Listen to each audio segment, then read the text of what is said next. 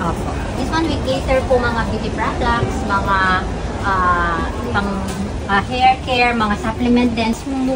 I say mas mura po. Yeah, mas mura. We try to make sure na affordable sa mga kababayan natin. And like the Colgate, we only sell $1.95. And then we have those bundle.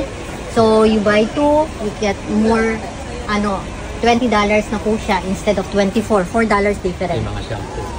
Mga shampoo po. We also, may mga loyalty card po tayo.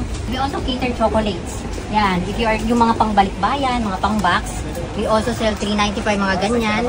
And then yung trending natin na coffee, here is only $1.35 po. And then we have the Toblerone, 3 for $10. Mga ayan. We're also selling then mga beauty products.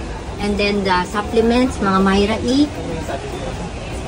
And then we do bundle prices. Yan. Mga trending na TikTok trending po. Mga supplements yan. Ito ba? Perfume? Yes. Colgate po. Mga toiletries. Mga toiletries. Mga po. Okay po.